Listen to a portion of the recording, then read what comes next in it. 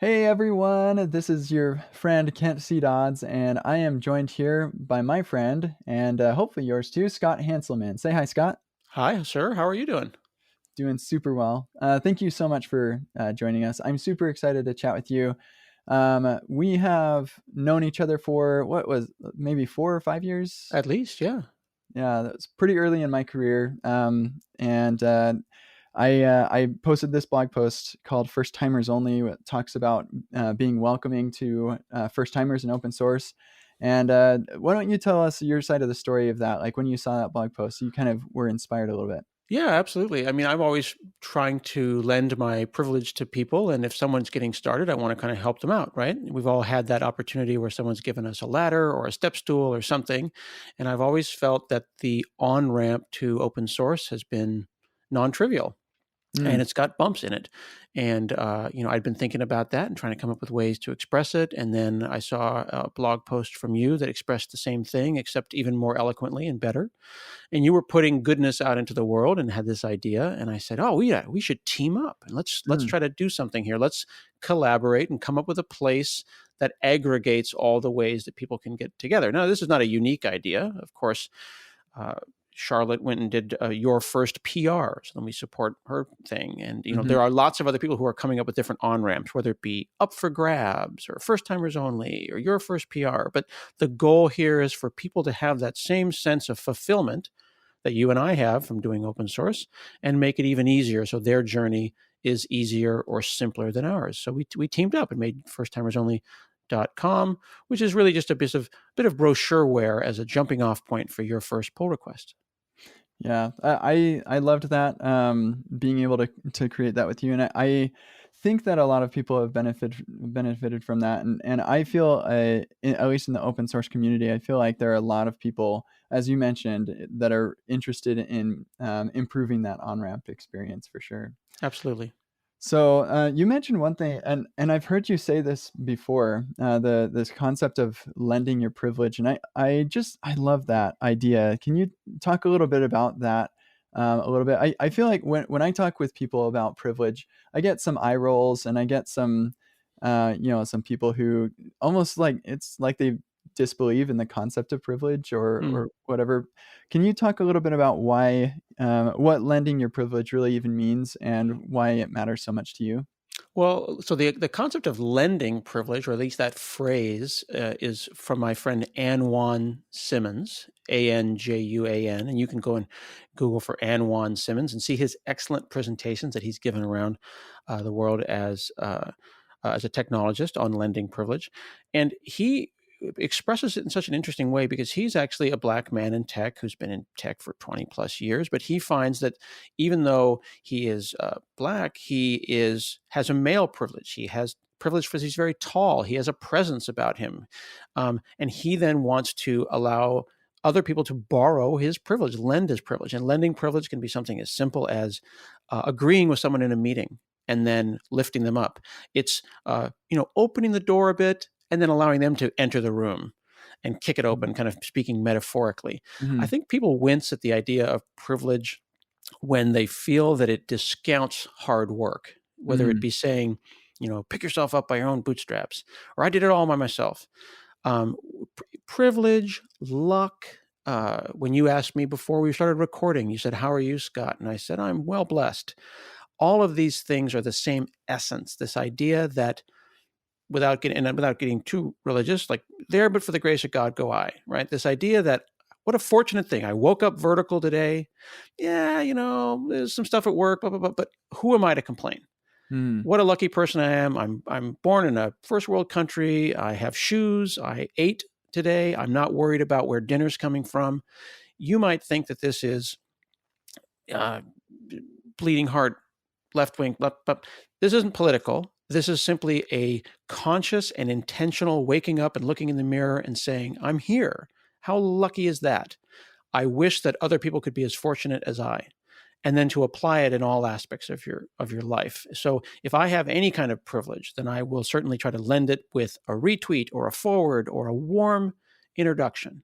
And I believe very much in what I call the transitive property of friendship, which is what's the hypotenuse, right? Like I know you and I've known you for years. you're cool.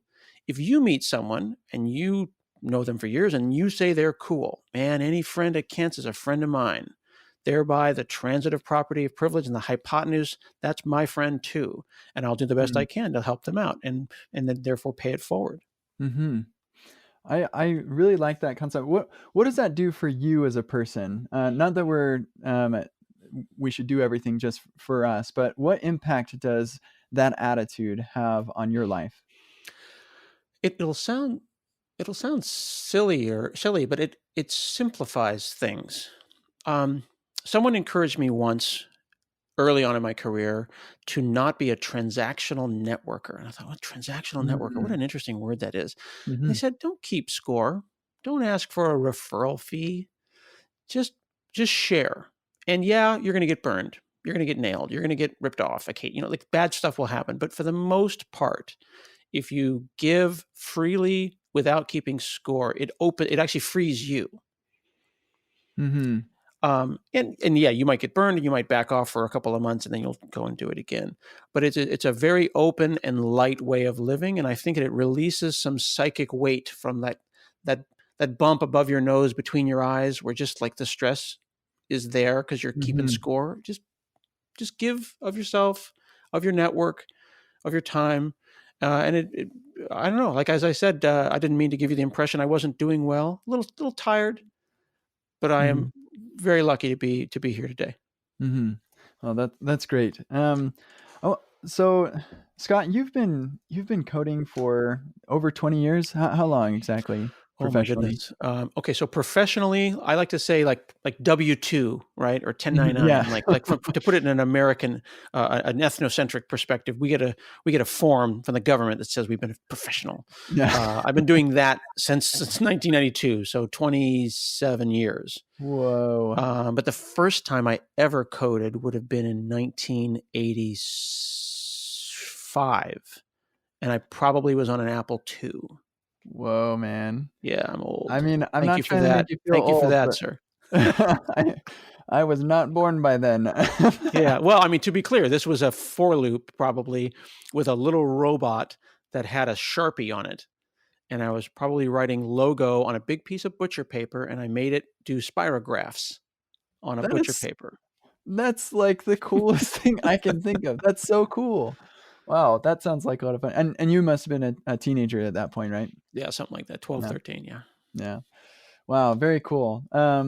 So with all of the time that you've been involved in all of this, well, I feel like you must have a wealth of experience and knowledge and wisdom that you can share with me about the things that you have experienced that really worked for you and things that didn't work.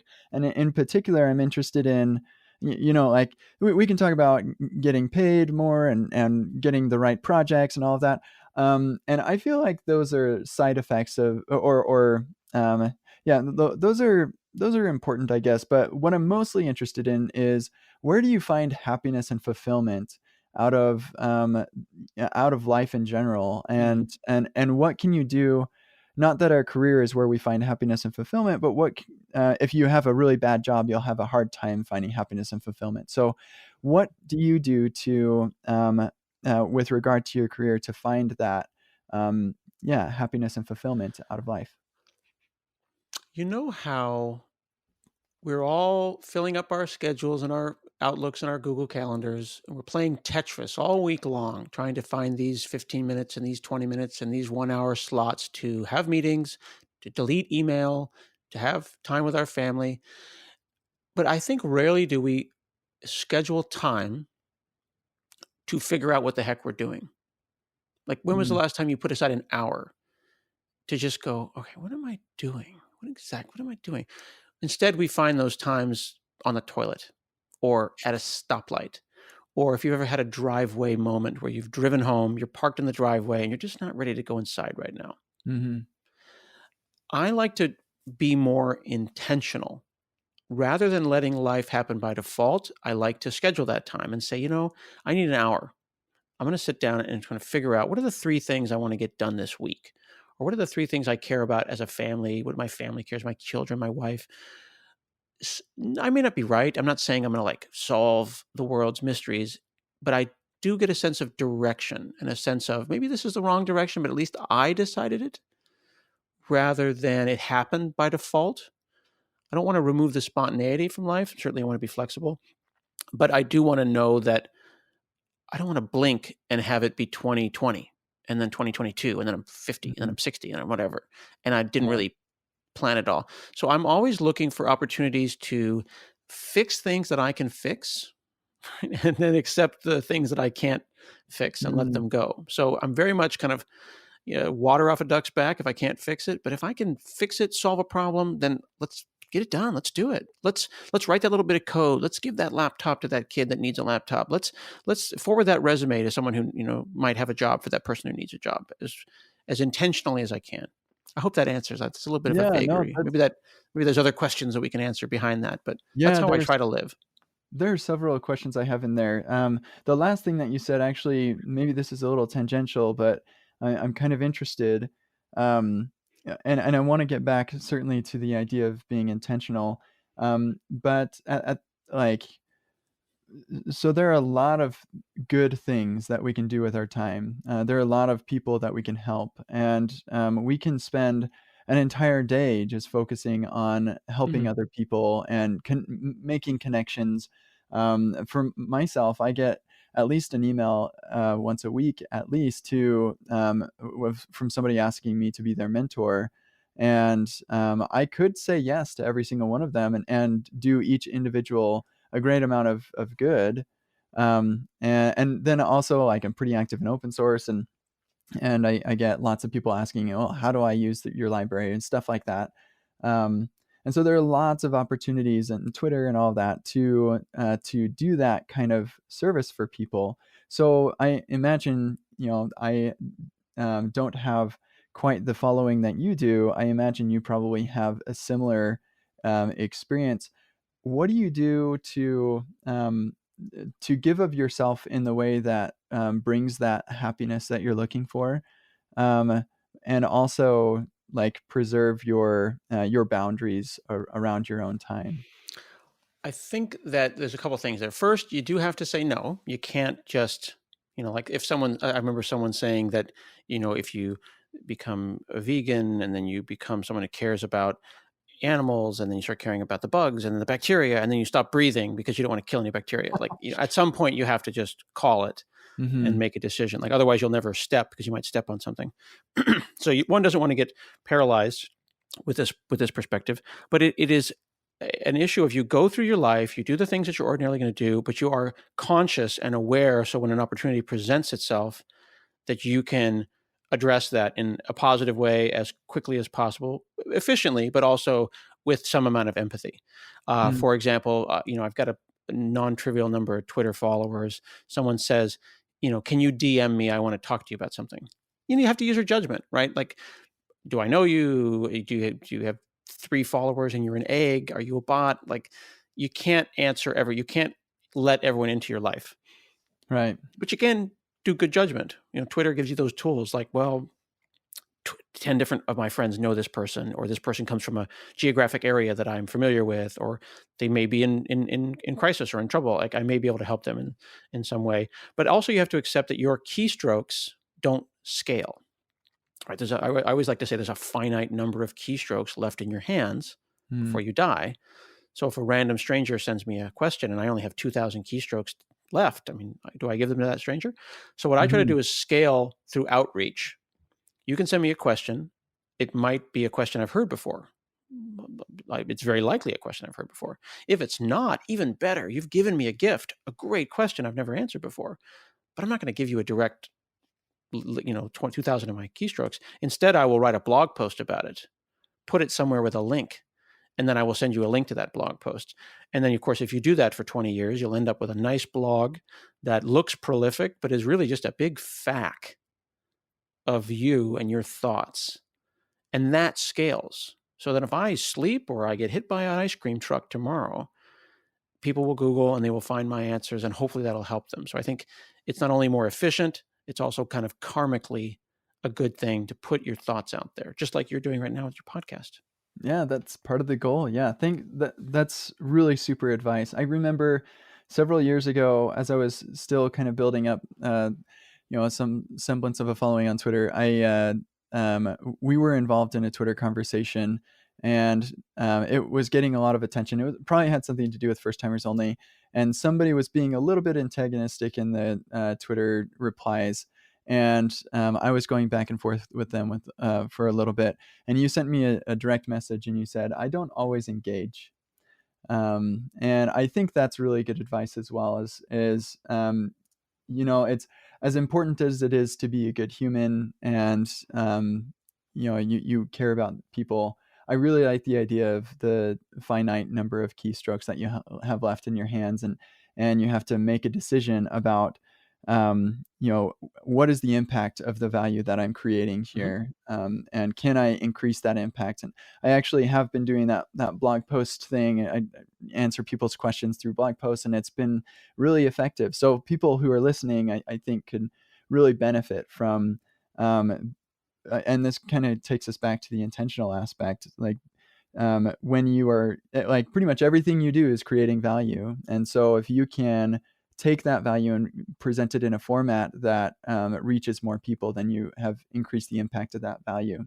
Right, and you Um, should create the value, the content, the thing, and this is important, in whatever way is most compatible with your life. If you're mm, listening to us and you're saying, "Well, I'm a single parent and I don't have time," or, "Well, I'm not a good writer," or, "Well, I like YouTube instead." Do the thing that works for you, that feeds your spirit, that makes you happy. If you can do a YouTube and turn that into a podcast automatically and then turn that into a transcript and that turns into a blog post, that'd be great. You've covered all your bases. But if you're doing a thing and it doesn't feel like it's work, if it's like, "Oh, I got to blog again. I told myself I was going to blog 6 times this week." Really? You've never blogged before.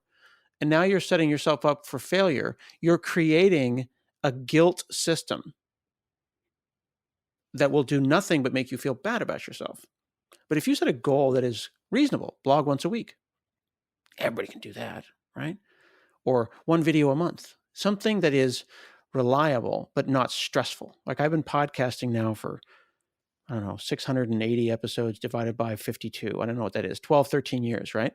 Whew, But wow. it's every Thursday for the last 13 years, right? Been blogging twice a week for the last 15 years, right? Not 5 days a week, not once a week. Just it's a marathon, it's not a sprint. So I Mm. hope that the people who are listening think about what is a thing you can do that fits into your life. Don't feel like you have to be up on Stack Overflow from 10 to 2 in the evening and late into the morning because it'll help your career and you're doing this for the family. What works for you and for your lifestyle? It may not be the same as what works for me and Kent and et cetera, et cetera. What about that's really helpful. I'm trying to apply this idea of being intentional to people who may not be super interested in gaining a big following, Mm. and helping a ton of people, and they're mostly interested in experiences with their families. They go to work, and they want to put in good stuff and then go home and spend time with their family. What intentional ideas can you offer us there? So I feel like you actually just called it out, right? They are intentionally spending time with their families. There's a wonderful tweet. I'll have to dig it up and give you the link for the show notes where a young lady said, I've been a professional developer for many years. I use Vim, I use this, I use that, da, da, da, and I've never seen Star Wars. And that's okay. And I'm just as valid of a developer as you are. And what she was basically saying is, I do my job. I'm great at my job. And at 5:01 p.m., I'm out. And it was a declaration, but it was also an assertion where other people were like, me too, right? If you think you have to work 9 to 5 and then put the kids to bed and then do open source until 2 in the morning, that's not what you have to do. You can be whatever kind of developer that you want to be. If you want to be a lurker, as long as you're a kind lurker, that's great. If you want to use Twitter as a blogging feed where you just are read-only Twitter, because it feeds your spirit and it's happy and it's fun. That's what you should do. So the point is, though, decide to do that. Decide to get involved, decide not to get involved, make your decision and feel great about that and say, that's what's need. That's the self-care that I need. But if you're just like, I don't really know, like that's okay. Like figure it out and then say, the internet is not healthy for me. This is not where I need to be right now. I'm read only, or I'm going to turn off comments. I'm going to do a blog, but I'm not interested in comments.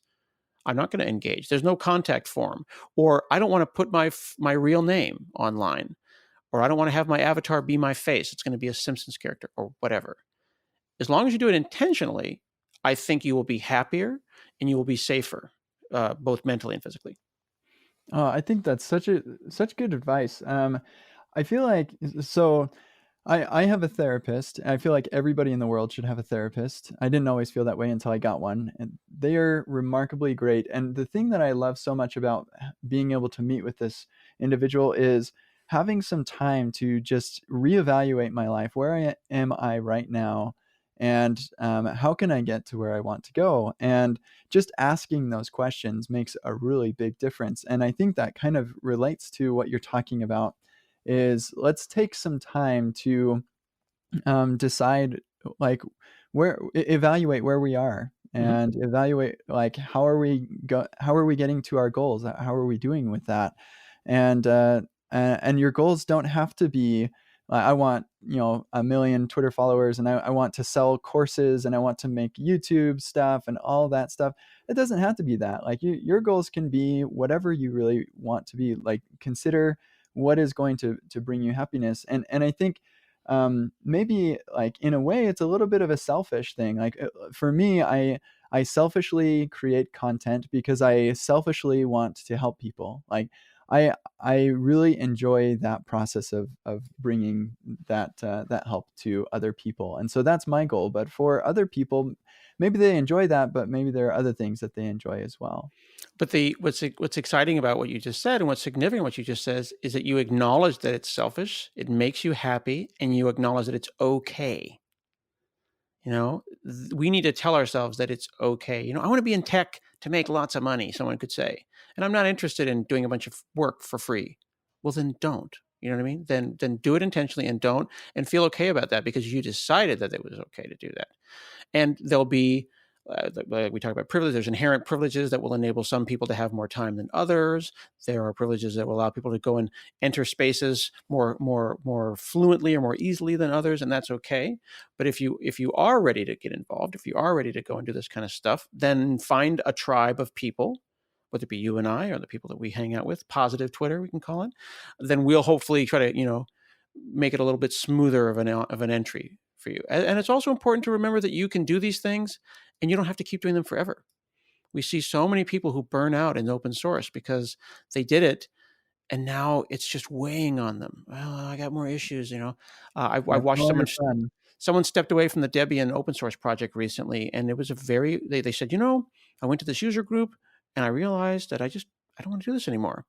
So I have these projects that I work on. I'm going to transition container a committer ship to these other people. I'll do my best to be available for half an hour a week, but I want to hang out with my kids. I want to go hiking. I want to play Xbox, whatever. Hmm. And for them to do that intentionally is really important and impressive. And we should all be given that gift to be able to do that. I think that's wonderful. What advice do you have for the last couple minutes that we have here? What could you tell us about people who, yeah, I know what I want to do, and it is I want to like maybe just about anything. We could use an example like I want to become an influencer in the space or whatever the case may be. Now that they have intentionally decided what their goal is, what advice do you have about accomplishing those kinds of goals? Hmm. I think putting a little bit of time into whatever the thing is so that you're doing it consistently. Like we all want to learn a new language. Like I want to learn Spanish. And if people would put as much time into moving forward with their goal, I want to learn Spanish, as they do talking about doing that thing. Like put 15 minutes into the Duolingo app every day. Put an hour on Saturdays into it. Like everyone's got an hour. They can find an hour a week. If you did that, that would be 50 hours a year. Like that's a non-trivial amount of work, right? You can become a black belt in a martial art with a couple of hours a week every week for 2 or 3, 4 or 5 years, right? So the amount of time it's taken for me to podcast, I could have probably got a black belt or 2, but that Wow, wasn't what have something that you been doing? Come but on. you see my point? I Yeah. intentionally did not get a black belt and said, "I chose to do podcasting." But the point is that we seem to intentionally binge watch Netflix, right? What could we do that would feed our spirits? Now, certainly Netflix is a consumptive action and requires less effort than studying, but maybe if you watched one less show a week, there's an hour, right? Or maybe you have Mhm. the show off in the corner and while you're studying or doing a quiz, find those bits of times and then chip away at your goal. Do it intentionally. I'm going to sit down for an hour and I'm going to read forums. I'm going to go on Twitter. I'm going to engage with people that are positive. I'm going to do Twitter chats on code newbies. I'm going to go to the dev.to group. I'm going to go and get a subscription to an online, front end masters or Flowside or on and on and on. Like, what are you going to do as opposed to just, and this is the hard part, and this is where, as opposed to just kind of collapsing at the end of the day, can you rally the troops? Can you get that energy for half an hour to move your goal forward, and then reflect on at the end of the week and say, that week that went pretty well. I'm going to give myself credit for that. And then Monday, you do it all again. It's just like working out, right? The problem is with working out and with becoming a programmer, you don't really know if it's working until you look back at your progress. You know how people who work out take photographs of themselves. I got a 2-pack. And then they work out and they work out. Like I got a 4-pack, I got a 6-pack. But you only see the before and the after, right? Mhm. Save all your crappy code. Save all your crappy workshops. And then in a week or 2 weeks or a month, look back and go, wow, look at that. I'm a better now. I have a blog that has 4 blog posts. I have a podcast now. I've been doing it for a month. And give yourself some credit and then let that energy that you get from looking back on your accomplishments and saying, yeah, I rock. And then Oh, let that buoy you forward. I love that, Scott. I read this book or listened to this book. I don't read. I fall asleep when I read, but I listened to this book. It's called Self-Compassion, and there's like a subtitle to it, but it talks about the fact that um, that self-talk that we do sometimes, Mm-hmm. we have this voice in our heads that talks to ourselves in a way that we would never talk to anybody else in very negative way. Like Indeed. you're such a dumbo for doing that thing or whatever. Right. It's our internal Um, monologue. In the 80s, we used to call them tapes. They're just running mm, in the background telling you that you suck. yeah, yeah, totally. And so I love that you mentioned, give yourself some praise for what you've accomplished. And I would add to that to like be mindful of that little voice in your head. And anytime you hear that voice say something unkind to yourself, it could be right. Like you could have been a jerk to your coworker in that meeting. Oh, Mm-hmm. like I totally mansplained her or something. Like acknowledge the things that you're doing wrong. But the way that you talk about those things, you wouldn't um, I don't know, you wouldn't be a total jerk to somebody who made that kind of mistake. You would be encouraging to them and say, "Hey, you kind of made a mistake there. That like we're acknowledging that was not a good thing. Mm-hmm. So let's turn that around and we'll do better next time." And that's the kind of conversation you could have. And then, like you said, look back every now and then, look at how far you've come, and give yourself permission to give yourself praise. I Mm-hmm. think that's really valuable piece of advice. Well, and one other thing that you can do, and I'm actually going to do it right now because you had one of my favorite people on the show recently, Suze Hinton, who's just a fantastic person. You can go and send a positive something to them right now, an unsolicited "you rock," right? So here we go. Who's awesome? You're awesome.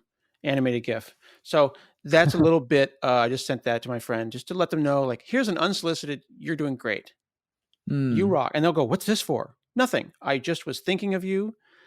And just FYI, in case you didn't realize that you are awesome, just letting you know, you are awesome.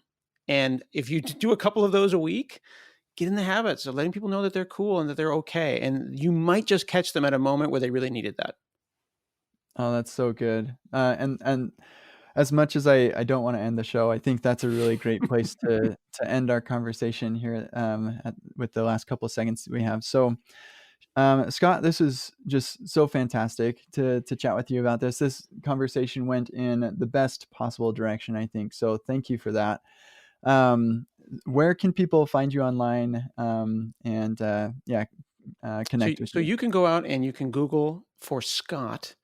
I'm in an epic battle right now with Scott brand toilet paper. They have I used to be on the first page because I've been on the internet for a very long time, but now if you scroll down, I'm on page 2. Tragically, which is basically the end of the internet. There's nothing else. If you're on page 2 or 3 of Google, you effectively don't exist, right? So it's like Scott fly rods, Scott toilet paper, and then like, there's an Hanselman guy. He's like farther, and it all depends on how your personalization settings are. But I'm definitely not on page 1. But go find me. My last name is Hanselman, hanselman.com. You can find my podcast, my blogs, all the fun stuff that I'm doing. And then if you're interested in getting involved in tech, I would encourage you to check out getinvolvedintech.com, which is actually a full feature length documentary movie that I did with Rob Connery about getting involved in tech, whether it be Twitter and Stack Overflow and coming up with a personal brand and just going to user groups and what's it like at a user group. And we actually go to a user group, check it out. We meet people. We find out it's not as scary as you thought. Go to a meetup and check that out. It's totally free. That's so cool. I love that. I've recently started thinking about how can I reach these people who want to get started in this community, and that looks like a fantastic resource that I'll take a look at. Cool. All right, cool, Scott. Thank you so much. And yeah, we'll be in everybody else's ears next time. We'll see you later.